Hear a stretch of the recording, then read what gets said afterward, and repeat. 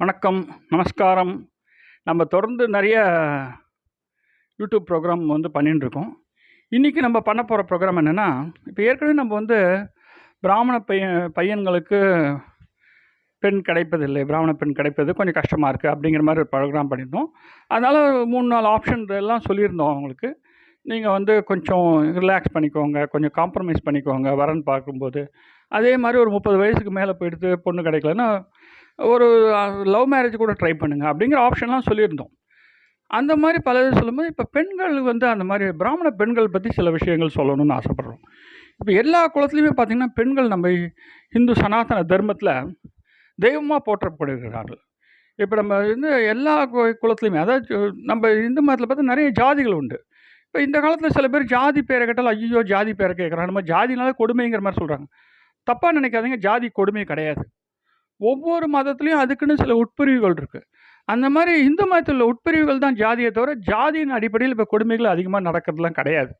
அது சும்மா ஒரு ஒரு கட்டமைப்பு மாதிரி பண்ணி ஒரு இதுவாக கொண்டு போய் மாயையாக கொண்டு போயிட்டுருக்காங்க. அது ஜாதினால கொடுமை அப்படிங்கிற மாதிரி, ஜாதிய கொடுமைகள்னு. இப்போ அதனால் இப்பயும் பார்த்திங்கன்னா ஜாதியில் ஒன்றும் கொடுமையெல்லாம் ஜாஸ்தி கிடையாது. அதே மாதிரி ஜாதிங்கிறது அவங்கவுங்க சம்பிரதாயம், வழக்கம். ஒரு குலதெய்வம் இருக்கும், ஒவ்வொரு ஜாதியிலும் பார்த்தா ஒரு வழக்கம் இருக்கும். இப்போ பார்த்திங்கன்னா பிராமணர்கள் இருக்காங்க, முதலியார்கள் இருக்காங்க, செட்டியார்கள் இருக்காங்க. இப்போ முதலியார்கள்லாம் பார்த்திங்கன்னா முதல் போட்டு வியாபாரம் பண்ணுறவங்க, செட்டியார்களும் அவங்களும் வணிகம் பண்ணுறவங்க, நாடார்கள் வணிகம் செய்பவர்கள். ஒரு காலத்தில் நாடார்கள் நாடை ஆள்பவர்களாக இருந்தார்கள், வீரர்களாக இருந்தார்கள்.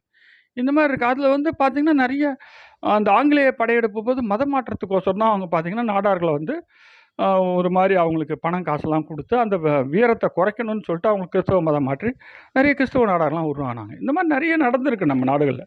ஆனால் ஜாதி என்பது அது ஒரு நம்பிக்கை, ஒரு பழக்க வழக்கம். அதனால் நம்ம அதுக்கு பயப்படுறதோ இது பண்ணு, அந்தந்த குலத்துக்குன்னு ஒரு வழக்கம் உண்டு, அந்த குலத்துக்குன்னு குல தெய்வம் உண்டு. அவங்களுடைய வழிபாடு பழக்க வழக்கங்கள், சாப்பாட்டு பழக்க வழக்கங்கள், வாழ்வியல் முறை பழக்க வழக்கங்கள், இதுதான் ஜாதி அடிப்படை.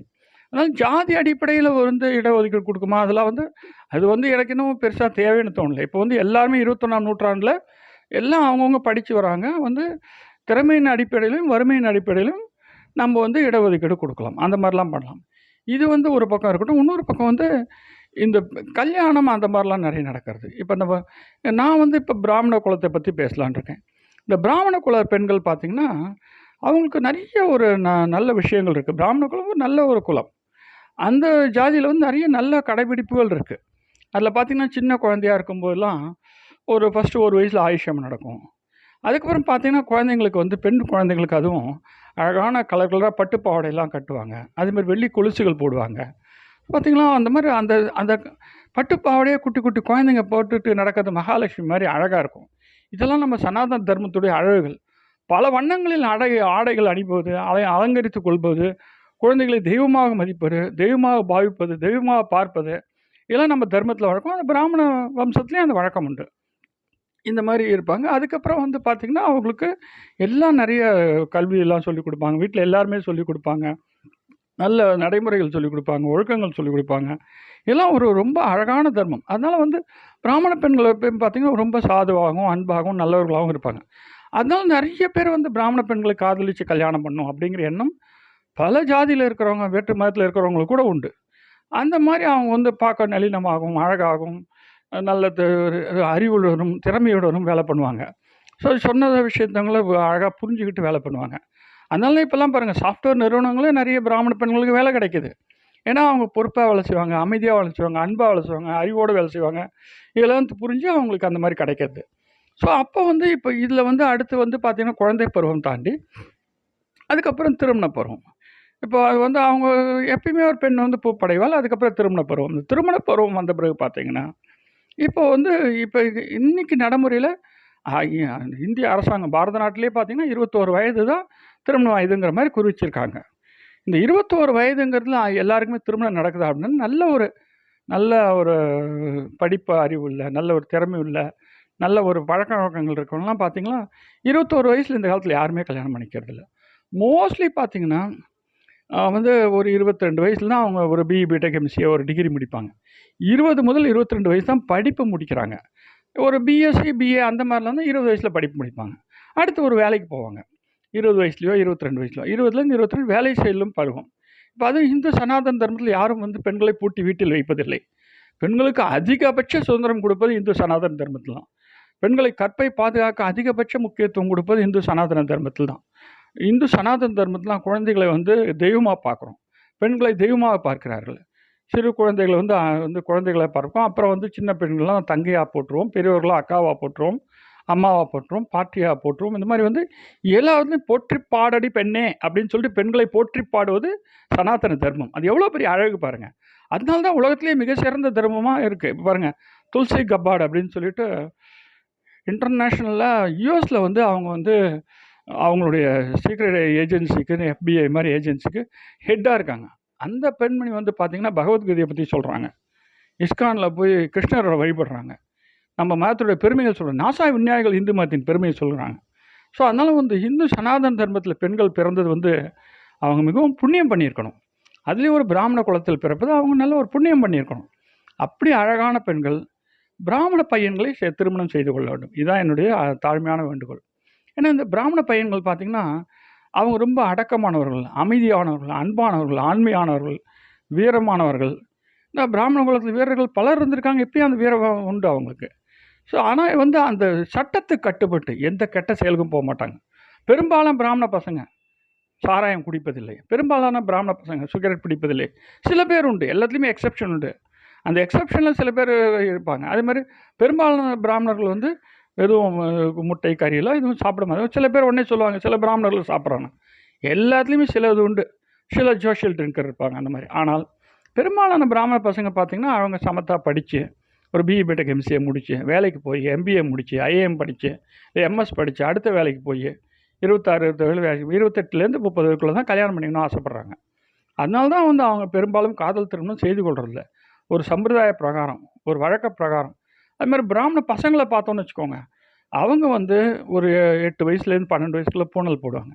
இந்த பூணல் போடுறது உபநயனம் அப்படிங்கிறது அந்த காலத்தில் வந்து கல்வியின் ஆரம்ப கட்டத்துக்கு தான் ஒரு உபநயனம் பண்ணுவாங்க. அந்த பூணல்லையே பார்த்தீங்கன்னா 3 கவுண்ட் இருக்கும், 3 பூணல் இருக்கும். இந்த 3 பூணல் வந்து நிறைய பேருக்கு என்னன்னு தெரியாது. பூணல்ங்கிறது என்னென்னா அது ஒரு அடையாளம் தான். இப்போ எப்படி கராத்தேல பெல்ட் சொல்லுவாங்க, black belt, green belt, brown belt, அந்த மாதிரி இது வந்து பூணல் எப்படி அடையாளம்னா, ஒரு குழந்தை முதல்ல சின்ன பையனாக இருந்து பூணல் போடும்போது, பிரம்மச்சரியமாக இருக்கும்போது ஒரு பூணல் போடுவாங்க. அதுக்கப்புறம் அவனுக்கு திருமணம் ஆயிடுச்சா இரட்டை பூணல், 2 பூணல் இருக்கும். அவங்களுக்கு குழந்தை பிறந்ததுன்னா 3 பூணல் இருக்கும். அந்த பூணலை பார்த்தே கண்டுபிடிக்கலாம் அவர் பிரம்மச்சாரியா, திருமணமானவரா, குழந்தை இருக்கா அப்படிங்கிறது. இதுதாங்க தர்மம். இது வந்து நீங்கள் வந்து ரொம்ப எளிமையான விஷயம். எவ்வளோ அருமையான பகுத்தறிவோடு இருக்குது பாருங்கள். இந்து மதம் எப்பயுமே நான் சொல்லுவேன், இந்து மதத்துக்கு தான் மிக உயர்ந்த பகுத்தறிவோடு இருக்கிறது. இந்து மதத்தில் ஒவ்வொரு செயல்பாடும் அறிவுடனும் பகுத்தறிவுடனும் இருக்குது. இவங்க எல்லாரும் சொல்லுவாங்க இந்து மதத்தை பின்பற்றும் சங்கிகள் மகா ஞானிகள், மிகவும் அறிவுள்ளவர்கள், பெரிய பெரிய படிப்பு படித்தது இவங்க சங்கின்னு சொல்கிற ஆட்களாக இருக்காங்க. ஏன் அப்துல் கலாமே சங்கிம்பாங்க இவங்க. ஸோ அப்துல் கலாம் எவ்வளோ பெரிய ஞானி. இப்போ ஐஎஸ்ஆர் சேர்மன், அவர் கோயிலுக்கு போனால் சங்கிம்பாங்க. இப்போ ஒரு பழக்கம் இருக்குது, கோயிலுக்கு போனாலும் நம்ம சங்கிங்கிறது. அது வந்து அவங்க வழக்கங்க. ஒவ்வொரு மதத்துலேயும் அவங்க விஷயத்தை கும்பிடுவாங்க.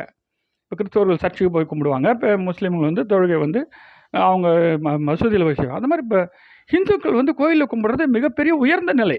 அதை மரியாதையாக பார்க்கணும், மதிப்பாக பார்க்கணும், பெருமையாக பார்க்கணும், பூரிப்போடு பார்க்கணும், சந்தோஷமாக பார்க்கணும். அது வந்து சங்கின்னு சொல்கிறது கேவலமான ஒரு மனநிலை. அதனால் சங்கின்னு சொல்கிற எல்லாருமே நான் மங்கின்னு சொல்லுவேன். ஏன்னா அவங்க வந்து மந்தமான புத்தி உள்ளவர்கள், அறிவில்லாதவர்கள், பகுத்தறிவுள்ளவர்கள் தான் மங்கிகளாக இருக்கிறார்கள். நம்ம அவங்கள விட்டுடுவோம். இப்போ நம்ம விஷயத்துக்கு வருவோம். இப்போ நம்ம வர வேண்டிய விஷயம் வந்து பெண்கள் வந்து இந்த மாதிரி பத்திரமாக இருக்கணும். ஏன்னா பெண்கள் பாதுகாப்புங்கிறது மிகவும் முக்கியம். எந்த சமுதாயத்துலேயுமே பார்த்திங்கன்னா பெண்களை போற்றி பாதுகாக்கிறது தான் அவங்களோட நோக்கமாக இருக்கும். அந்த மாதிரி நம்ம இந்து சனாதனம் பல முறை சொல்லியிருக்கோம். பெண்களுக்கும் குழந்தைகளுக்கும் போரின் போது தீங்கே இழைக்க மாட்டார்கள். பெண்கள் ஆடையை கூட தொட மாட்டாங்க. சில கொடூர போர் நடுவில் வந்து காட்டுமிராண்டி கூட்டம்லாம் போராடி வந்தபோது பெண்களை பிடித்து கொண்டு கூட்டமாக சென்றார்கள், நிர்வாணப்படுத்தி சென்றார்கள். இப்படிலாம் கதைகள் உண்டு. அது எவ்வளோ கேவலம் பாருங்கள். அது எந்த மனிதனாக இருந்தால் பெண்களை நிர்வாணப்படுத்துதல்ங்கிறது மிகவும் கேவலமானது. அது செய்யவே கூடாது. ஸோ அந்த மாதிரி நிறைய நம்மளுடைய இந்திய வரலாற்றில் கதைகள்லாம் படிக்கும்போது நமக்கு அப்படியே மனசு ரொம்ப கஷ்டப்படுது. ஏன் இப்படிலாம் மனிதர்கள் இருக்காங்க? ஒரு மனிதனாகப்பட்ட நான் அடுத்த மற்ற மனிதர்கள் துன்புறுத்த மாட்டார்கள், மற்ற பெண்களை துன்புறுத்த மாட்டார்கள், மற்ற குழந்தைகள் துன்புறுத்த மாட்டார்கள். இந்த மாதிரி இருக்கிறதுனால இப்போ நம்ம பிராமண குலத்திலையும் இந்த பெண்கள் வந்து போற்றி பாதுகாக்கணும். அதே மாதிரி அவங்க வந்து இந்த பெரிய பொண்ணானது அப்படிங்கிற மாதிரி இப்போ அவங்க பூப்படைந்த பிறகு பார்த்திங்கன்னா அந்த காலத்தில் பாவாடை தாவணின்னு இருக்கும். இந்த பாவாடை தாவணி மிகவும் அழகான ஒரு ஆடை. அது வந்து ரொம்ப அழகாகவும் இருக்கும், நளினமாகவும் இருக்கும், பத்திரமாகவும் இருக்கும். அதுக்கப்புறம் பார்த்திங்கன்னா பெண்கள் வந்து இன்னும் பெரியவங்களாக வந்து புடவை கட்டிக்கிறாங்க. அதே மாதிரி இப்போ பாருங்கள், நெத்தி நிறைய பொட்டு வச்சுப்பாங்க. இப்போ பாருங்கள், நான் வச்சுட்டு இருக்கேன் நெத்தியில் பார்த்தா பெரிய பொட்டு இருக்கும். இந்த பொட்டு என்னத்துக்குன்னு சொல்லிடுறேன், எல்லாமே அறிவின் பகுத்தறிவின் வழி தான். அதனால் தயவு செஞ்சு இன்றைக்கி வந்து நிறைய பேர் குண்டூசி அளவுக்கு பொட்டை மாற்றிட்டாங்க. நான் பெண்கள்கிட்ட தாழ்மையாக வேண்டிக்கிறது, பெரிய பொட்டு வச்சுக்கோங்க. இந்த மாதிரி பெரிய பொட்டு வச்சு தான் அவங்கள வசியம் செய்ய முடியாது, மெஸ்மரைஸ் பண்ண முடியாது, ஹிப்னடைஸ் பண்ண முடியாது, வசியப்படுத்தி ஒரு இதுக்கு தவறான செயல்களில் ஈடுபட வைக்க முடியாது. இதுதான் உண்மை. இந்த தர்மத்தை புரிஞ்சுக்கோங்க. எல்லாமே வந்து உயர்ந்த விஷயத்துக்கு தான் சொல்லியிருக்கு. அதே மாதிரி அதில் வந்து ஒரு அந்த காலத்தில் பார்த்திங்கன்னா மஞ்சளும் சுண்ணாமும் கலந்தது தான் ஒரு குங்குமம். அது பார்த்திங்கன்னா வந்து கிருமி நாசினி, உடம்புக்கு நல்லது. அந்த மாதிரி நம்ம இந்த சனாதன தர்மத்தில் இருக்கிற எல்லாமே வந்து ரொம்ப உயர்ந்தது தான். அதே மாதிரி இன்றைக்கி ஒரு யூடியூப் கிளிப்பிங் பார்த்தேன். தீட்டுன்னு சொல்லி ஒரு பொண்ணு கண்ணார் கத்தி கத்தி பேசிகிட்டு இருந்தது. இது புரிஞ்சுக்கணுங்க. வந்து நம்மள வந்து சனாதன தர்மத்தில் அறிவின் வழி பகுத்தறிவின் வழி தான் செய்கிறாங்க. புரியுதுங்களா உங்களுக்கு? ஒரு பெண் மாத விளக்கில் தீட்டுன்னு உட்கார வைக்கிறது வந்து தப்பு கிடையாது. தப்புன்னு சொல்கிறவங்க அறிவில்லாதவர்கள், பகுத்தறிவு இல்லாதவர்கள். ஏன் அப்படி உட்கார வைக்கிறாங்க தெரியுமா? அவங்களுக்கு அந்த 3 நாள் வந்து ஸ்டமக்கில் பெயின் இருக்கும், அவங்களுக்கு நிறைய ப்ளீடிங் ஆகும், அதனால ரெஸ்ட்டு கொடுக்குறாங்க. அதே மாதிரி தனிமைப்படுத்துறதுங்கிறது இன்றைக்கி வந்து மாடர்ன் டெக்னாலஜியில் குவாரண்டைனிங் அப்படின்னு சொல்லுவோம். இந்த குவாரண்டைனிங் தான் நம்ம இது போல் செய்கிறோம். அந்த மாதிரி அவங்களுக்கு வந்து ஒரு பாதுகாப்பாக அவங்க தனிமைப்படுத்துதல் தானே தவிர, இதை தொடக்கூடாது அதை தொடக்கூடாதுன்னு சொல்கிறது கிடையாது. தீட்டு என்பது அவங்களுக்கு வந்து அந்த உடல் ரீதியாக அந்த மாதிரி ரத்தப்போக்கு இருக்கிறதுனால அதில் அந்த நிறைய உடம்புல நிறைய பாக்டீரியல் கண்டென்ட் இருக்கும். இதுக்கு தான் ஒன்றுன்னு சொல்லுவாங்க. ஐயப்ப மலைக்கு பெண்கள் போகக்கூடாதுன்னு சொன்னது இதுக்கு தான். அவங்க மலை மேலே போய் மாதவிளக்கு ஆகிட்டாங்கன்னா, அந்த மாதவிளக்கு நேரத்தில் அவங்க உடம்புலேருந்து ரத்த கசிவு ஏற்படும். அந்த வாசமானது, அந்த ஸ்மெல் வந்து அனிமல்ஸ்லாம் அட்ராக்ட் பண்ணிடும். காட்டு உலகில் வேட்டையாட வந்து விடும். அதனால தான் காட்டு மேலே இருக்கிற காட்டு கோயிலாக சபரிமலை ஐயப்பன் கோயிலுக்கு பெண்கள் போக வேண்டாம் என்று அறிவுடனும் பகுத்தறிவுடனும் சொன்னது. இன்றைக்கி அறிவில்லாதவர்கள், பகுத்தறிவில்லாதவர்கள், பகுத்தறிவு போய் சொல்லி கொண்டு போகிறவங்களாம் அதை போய் ஆர்கியூ பண்ணி நாங்கள் போவோம் அப்படின்னு சொல்கிறாங்க. எவ்வளோ பெரிய முட்டாள்தனம் பாருங்கள். புரிதல் இல்லாதவர்களை, புரிதல் இருக்கிற யாருமே பண்ண மாட்டாங்க அதெல்லாம். ஏன்னா இது எல்லாமே நியாயத்துக்கு தர்மத்துக்கு தான் நம்ம பண்ணிட்டு இருக்கோம். ஒரு நியாயத்தின் வழி, தர்மத்தின் வழி, அதான் நல்ல படித்தறிதல் அப்படிம்பாங்க. அந்த படித்தறிஞ்சால் இப்போ நான்லாம் பாருங்கள், 4 போஸ்ட் கிராஜுவேஷன் படிச்சிருக்கேன், 5 டிகிரி படிச்சிருக்கேன். நான் 500 காலேஜில் கெஸ்ட் லெக்சர் பண்ணியிருக்கேன், 8 நிறுவனங்களை பணியாற்றியிருக்கேன், 250 டிவி ப்ரோக்ராம் கேரியர் கைடன்ஸ் கொடுத்துருக்கேன். இவ்வளவும் பேசியிருக்கேன். சில பேர் வந்து யூடியூப்பில் கண்ணாபின்னு கமெண்ட் பண்ணிட்டு போகிறான். அவனுக்கு ஏதோ அறிவு இருக்கா? அறிவு இருக்கிறவங்க, பகுத்தறிவு இருக்கிறவங்க யூடியூப்பில் தப்பாக பேச மாட்டாங்க. மண்டுகளும் மங்கிகளும் தான் யூடியூப்பில் தப்பாக பேசிட்டு போகும். பேசிட்டு போட்டால் தான் அதுங்களுக்கு ஒன்றுமே தெரியாது. அவன் பேரையே ஒழுங்காக தெரியாதெல்லாம் நிறைய பேர் இருப்பான். அதெல்லாம் மன்னிச்சிடுவோம், மன்னிப்போம், மறப்போம். அது எப்பயுமே சொல்லுவாங்க, இவர்கள் அறியாமையில் தவறு செய்தால் கடவுளை இவர்களை மன்னியுங்கள். இதை வந்து மாபெரும் மனிதன் இயேசுநாதர் சொல்லியிருக்கார். ஸோ இந்த மாதிரி நம்ம எல்லா இடத்துலையும் இருக்க நல்ல சிந்தனைகள் எடுத்துக்கொள்வோம். அதுதான் இப்போ நம்ம செய்கிறோம். அதனால் மற்றவங்களை வந்து தவறாக சொல்தல் பாவம், பாவத்தின் சம்பளம் மரணம். அதனால் வந்து பாவம் செய்யக்கூடாது. இதுதான் நம்ம சொல்லிட்டு வரோம்.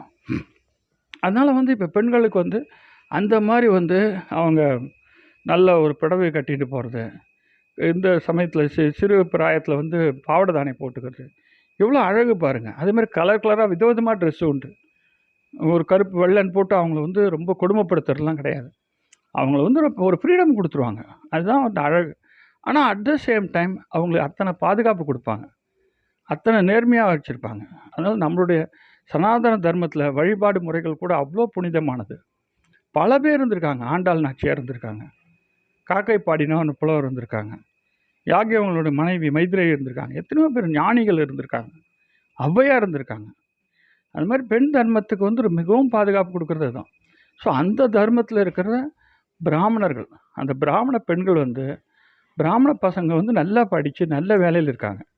தயவு செஞ்சு அவங்கள வந்து கல்யாணம் பண்ணால், இப்போ நிறைய பேர் வந்து காதல் திருமணம்னு சொல்லிட்டு நிறைய பேர் இப்போ பிராமண பசங்க ஏற்கனவே சொன்ன மாதிரி அவங்க சமத்தாக படித்து வேலையை பார்க்கறதுல ஃபோக்கஸ் பண்ணுறாங்க.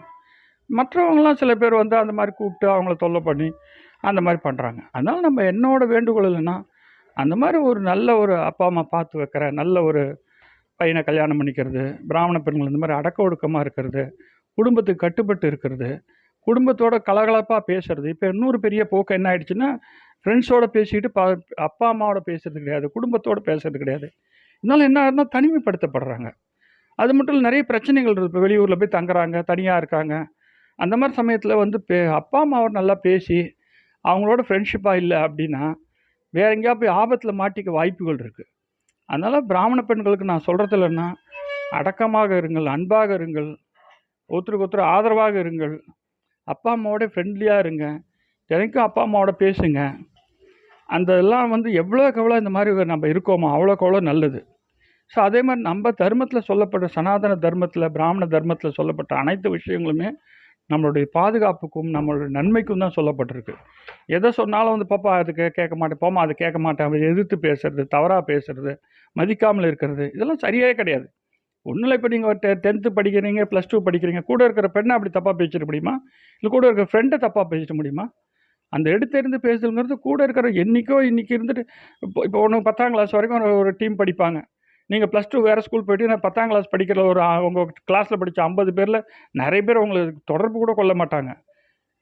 நம்மிடம் வந்து பிரிந்து போகிற நமது நட்புக்கும் நண்பர்களுக்குமே அவ்வளோ முக்கியத்துவம் கொடுக்கும்போது, நம்ம உயிருக்கு உயிராய் காப்பாற்றி உயிருக்கு உயிராய் வளர்க்கிற ஒரு அப்பாவுக்கு எவ்வளோ மரியாதை கொடுக்கணும், அம்மாவுக்கு எவ்வளோ மரியாதை கொடுக்கணும், அண்ணனுக்கு எவ்வளோ மரியாதை கொடுக்கணும், அக்காவுக்கு எவ்வளோ மரியாதை கொடுக்கணும், தம்பிக்கு எவ்வளோ மரியாதை கொடுக்கணும், தங்கைக்கு எவ்வளோ மரியாதை கொடுக்கணும், நம்ம சித்தப்பா, சித்தி, மாமா, அத்தை, பாட்டி, எல்லாருக்கும், தாத்தா, எல்லாருக்கும் எவ்வளோ மரியாதை கொடுக்கணும்.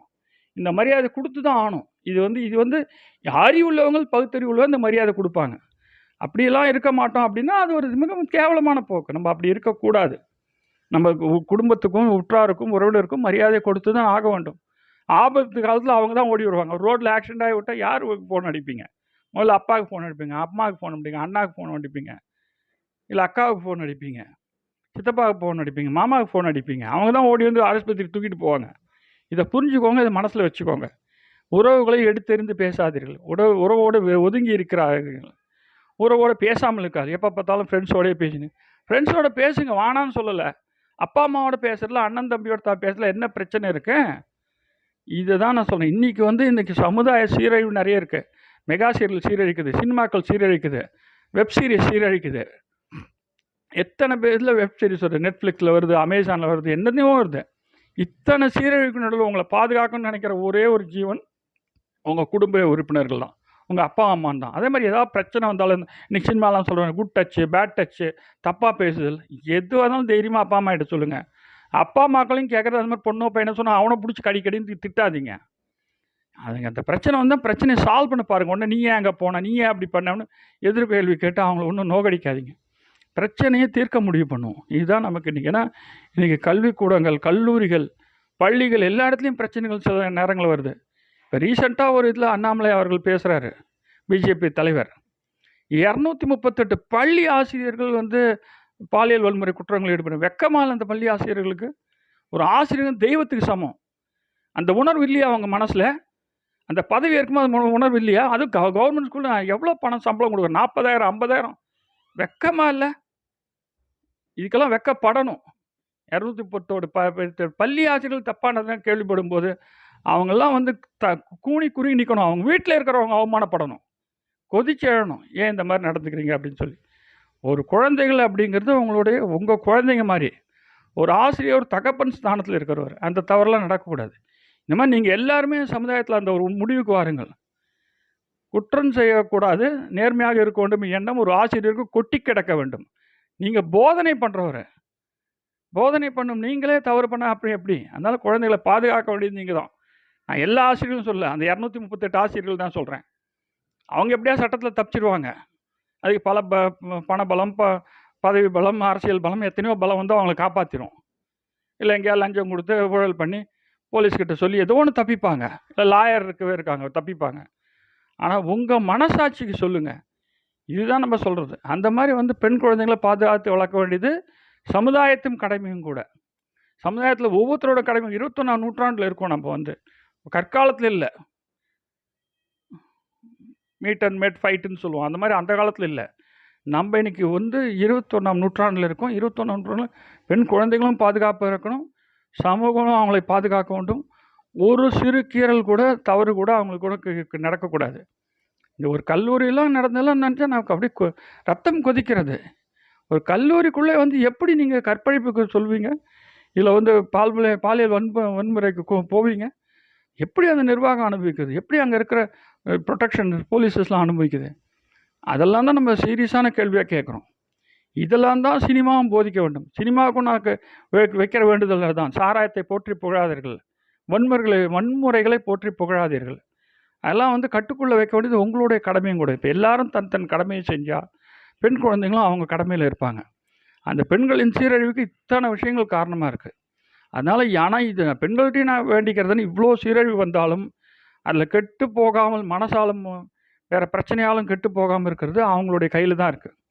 அப்படி இருந்து அப்பா அம்மா கிட்ட பத்திரமா இருந்து அவங்க சம்பிரதாயப்படி, அவங்க குல வழக்கப்படி, அவங்க தர்மப்படி, அவங்க நியாயப்படி, அவங்க ஜாதி வழக்கங்களின்படி கல்யாணம் படிக்கிறது மிகவும் சிறந்தது. இப்பயும் நான் சொல்கிறேன், ஜாதி என்பது புனிதமானது, ஜாதி என்று தவறாது கிடையாது. அதை பற்றி என்னமோ ஜாதின்னு பற்றி பேசினாலே தவறுங்கிற மாதிரி ஒரு அபிப்பிராயத்தை கிரியேட் பண்ணி வச்சுருக்காங்க. ஜாதி வழக்கங்கள் தான் அவங்கவுங்களோட சம்பிரதாயங்கள், பண்பாடுகள், நாகரிகத்தின் பிரிவுகள். ஒவ்வொருத்தருக்கும் ஒரு ஒரு வழக்கம் உண்டு. அவங்களோட உணவு வழக்கம் வேறுபடும், அவங்களோட வழிபாட்டு வழக்கங்கள் வேறுபடும், அவங்க குலதெய்வ வழக்கங்கள் வேறுபடும். இது தப்பு இல்லை, ஒரு ஒரு வீட்டுக்குமே வேறுபடுங்க. எங்கள் வீட்டில் செய்கிற மாதிரி உங்கள் வீட்டில் செய்ய மாட்டாங்க. ஒரு சில வீட்டில் வந்து ஒரு விதமான சாப்பாடு இருக்கும், இன்னொரு வீட்டில் இன்னொரு விதமான சாப்பாடு. அது மாதிரி அந்தந்த குல வழக்கப்படியே அவங்க பண்ணிட்டு போகிறாங்க. இதில் நமக்கு என்ன தப்பு இருக்குது ஜாதிகளை போய் பூந்து குற்றம் சொல்கிறதுக்கு? அதனால் எந்த ஜாதியும் இப்போ பிரச்சனை பண்ணல. யாரும் அதே மாதிரி ஜாதியின் அடிப்படையில் வந்து சண்டை கிண்டெல்லாம் இப்போ யாரும் போடுறது கிடையாது. இந்து சனாதனம் எல்லாரும் சந்தோஷமாக தான் இருக்காங்க. வேறு விதமான பிரச்சனைகள் தான் வருது. ஏதாவது வெடிக்குது, ஆக்சிடெண்ட் ஆகுது, தீவிரவாதம் வருது, அதுதான் பிரச்சனை. தவிர ஜாதி இன்றைக்கி தமிழ்நாட்டில் பிரச்சனையே கிடையாது. இதுதான் என்னுடைய கருத்து. அதனால் நான் இது வரைக்கும் எனக்கு 61 வயசு ஆகுது. ஜாதி பிரச்சனைனால 2 பேரும் ஒருத்தர் திட்டிக்கிறதோ பேசிக்கிறதோ நான் பார்த்ததே கிடையாது. அது வேறு தான் பதவி சண்டையாக இருக்கும், பண சண்டையாக இருக்கும், வியாபார சண்டையாக இருக்கும். இதுதான் நடக்குதே தவிர பிறப்பின் அடிப்படையில் யாரும் சண்டை போடுறதே கிடையாது. அதனால் பிறப்பின் அடிப்படையில் பேச வேண்டாம், தவறாக பேச வேண்டாம். பிராமணர்களை பார்ப்பனர்கள்னு சொல்கிறது ஜாதி வெறியர்கள்னு அப்படி சொல்லுவாங்க, வேறு யாரும் சொல்ல மாட்டாங்க. ஏன் அப்படி சொல்கிறீங்க? அதே மாதிரி ஒரு சில பேர் தவறு செஞ்சால் அவன் தனிப்பட்ட முறையில் தவறு, எல்லாரையும் அந்த சமுதாயத்தையும் நம்ம திட்டிட முடியுமா? ஒவ்வொரு இதுலேயுமே அப்படி தான். ஒரு ஆள் தப்பு பண்ணான்னா அவன் ஜாதியோ மதத்தையோ திட்டுவது தவறு. இப்போ நம்மளே ஒருத்தர் ஏதோ ஒரு தீவிரவாதம்னா என்ன சொல்கிறோம்? ஒருத்தர் வேணால் தீவிரவாதம் இல்லை, அந்த மதத்தை பழிக்கக்கூடாதுங்கிற அந்த மாதிரி தானே ஒரு ஜாதியும் பழிக்கக்கூடாது நம்ம. ஸோ ஒரு சில பேர் தவறு செய்யலாம். அதனால் ஒரு ஒட்டு மொத்தமாக பொதுவாக ஒரு ஜாதியை திட்டுவது, ஒரு கலாச்சாரத்தை திட்டுவது, ஒரு இனத்தை திட்டுவது, ஒரு மொழியை திட்டுவது, ஒரு மரத்தை திட்டுவது எதுவுமே கூடாது. அது எல்லாமே வந்து நம்ம ஒரு அன்பான விதத்தில் ஒருத்தருக்கு ஒருத்தர் ஒரு அன்பு வழி, அமைதி வழி, அறவழி, அகிம்சை வழி, இனிய இந்து மத வழியில் நம்ம செல்கிறோம். அதே மாதிரி அவங்க இனிய வாழ்க்கையில் எல்லாரும் போகணும். 21ஆம் நூற்றாண்டில் நமக்கு நன்மை செய்வதற்கு மட்டுமே தான் அதிகாரம் கொடுக்கப்பட்டுள்ளது. யாருக்கும் கெடுதல் நினைப்பதற்கோ கெடுதல் செய்வதற்கோ நமக்கு அதிகாரம் வழங்கப்படவில்லை. அதனால் பெண்கள் பாதுகாப்பாக இருக்கிறதுக்கு அவங்கவுங்க சமுதாயத்தில் இருக்கிறது மிகவும் அதே மாதிரி இந்த மாதிரி அரேஞ்சு மேரேஜில் அவங்க அப்பா அம்மா சொல்கிற நல்ல வரனை கல்யாணம் பண்ணி இன்னும் அடுத்த விஷயங்கள் என்ன, ஏன்னா எல்லா லவ் மேரேஜ் சக்ஸஸ் ஆகிறது கிடையாது. எத்தனையோ லவ் மேரேஜ் பண்ணவங்க தான் பார்த்திங்கன்னா வெளிநாட்டு கடத்தி சென்று விற்கப்பட்டிருக்கிறார்கள், தேவையில்லாத பாலியல் தொழிலுக்கு தள்ளப்பட்டிருக்கிறார்கள், ஏமாற்றப்பட்டிருக்கிறார்கள். இந்த மாதிரி காதல் திருமணம் நிறைய அப்படி நடந்துருக்கு. காதல் திருமணம் நிறைய ஃபெயிலியர் ஆகுது. அது மாதிரி அந்த நேரத்தில் அப்படியே ஒரு ஜிவ்வுன்னு இருக்குது, ஐஸ் மாதிரி இருக்குதுன்னு கல்யாணம் பண்ணிவிட்டு அப்புறம் வந்து பணம் இல்லை, காசு இல்லை அப்படின்னு சண்டை போட்டு காதல் திருமணத்தில் தோற்றவர்கள் நிறைய பேர் இருக்காங்க, சண்டை போட்டு பிரிஞ்சவங்க நிறைய பேர் இருக்காங்க. ஸோ அதனாலயே அப்போ வந்து அடுத்த பிரச்சனைனா அந்த மாதிரி காதல் திருமணத்தில் வீட்டெல்லாம் எதிர்த்துட்டு போய் கல்யாணம் பண்ணி நிற்கும்போது உங்களுக்கு பாதுகாப்பும் இல்லாமல் போயிடுது. அதுவும் மெயினாக பசங்களோட பெண்களுக்கு தான் பாதுகாப்பு இல்லாமல் போகுது காதல் திருமணம். அதனால் இது எல்லாமே பார்த்து செய்ய வேண்டியது மிகவும் முக்கியமானது. தயவு செஞ்சு பொறுமையாக பார்த்து செய்யுங்க. காதல் திருமணம் உயர்ந்தது அப்படிங்கிறதுலாம் உண்மை கிடையாது. வீட்டில் அரேஞ்ச் பண்ணி பண்ணுற மேரேஜும் நல்ல விஷயந்தான். அதே மாதிரி நிறைய படங்களை பதிவேற காமிக்கிறாங்க, பிராமண பையனாலே ஏப்பச்சாப்பாங்க மாதிரி. யார் அப்படி சொன்னது? பிராமணர்கள் ஆண்மை உள்ளவர்கள், வீரமானவர்கள்.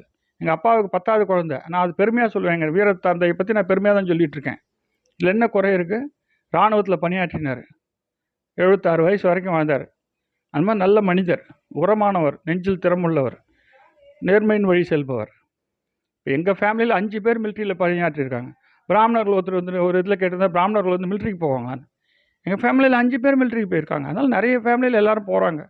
அதனால் யாரும் போகாமலாம் கிடையாது. எல்லா பக்கமும் வீரம் இருக்குது. அதனால் வந்து ஒரு குலத்தை வீரம் இல்லாத குலமாக சொல்லுதோ, ஒரு ஜாதியை வீரம் இல்லாத ஜாதியாக சொல்லுதோ, எல்லாமே தவறானது. இந்த பிராமணர்கள் இழுத்து பழித்து பேசுதல் தமிழ்நாட்டில் நிறைய இடங்கள் நடக்குது. அதை பண்ணக்கூடாதுன்னு தாழ்மையாக வேண்டிக்கிறேன். இன்னும் எல்லாரும் மனிதர்கள் தான். சிலர் அது மாதிரி நான் பிராமணர்களை பார்ப்பனியத்தை, அது என்ன பார்ப்பனியம்? இது தேவையில்லாத ஒரு டெர்மினாலஜி. வேறு ஏதாவது ஜாதிக்கு அப்படிலாம் சொல்கிறோமா, வேறு ஏதாவது மதத்துக்கு அப்படி சொல்கிறோமா? எதுக்குமே நம்ம சொல்கிறதில்ல. அப்போ இது வந்து வேண்டுமென்றே கட்டமைக்கப்பட்ட பிராமணர்களின் எதிர்ப்பு சதி. இது தேவையில்லை, தயவு செஞ்சு தேவையில்லை. 21ஆம் நூற்றாண்டு மனிதராக வாழுங்கள், பிராமணர்களை தவறாக பேசாதீர்கள். இதான் என்னுடைய இது. அது மாதிரி பிராமண பெண்களுக்கும் நான் சொல்கிறது, உங்கள் சமுதாயத்தில் நல்லபடியாக கல்யாணம் பண்ணி சந்தோஷமாக இருங்க. இது மாதிரி இன்னும் நிறைய பேசுவோம், நல்ல விஷயங்கள் பேசுவோம். நம்ம எப்பயுமே பார்த்தீங்கன்னா மகாகவி பாரதியார் சொன்ன மாதிரி அச்சமில்லை அச்சமில்லை அச்சம் என்பதில்லை, உச்சி மீது வாடி இருந்து விழுகின்ற போதிலும் அச்சமில்லை அச்சமில்லை அச்சமில்லை என்பது. நேர்மை, நீதி, நியாயம், தர்மம், லஞ்சம் இல்லாத வாழ்க்கை, இந்த மாதிரி பல்வேறு நல்ல சிந்தனைகள் நோக்கி தான் பயணப்பட்டுட்டு இருக்கோம். அதனால் இந்த பிராமணர்களுடைய பாதுகாப்பு இன்னும் தொடர்ந்து பேசுவோம். நம்ம நல்லதே நினைப்போம், நல்லதே பேசுவோம், எல்லாருக்கும் நன்மை நினைப்போம். இதுதான் நம்ம தொடர்ந்து பண்ணிட்டு வரோம். தொடர்ந்து பேசுவோம். நன்றி, வணக்கம்.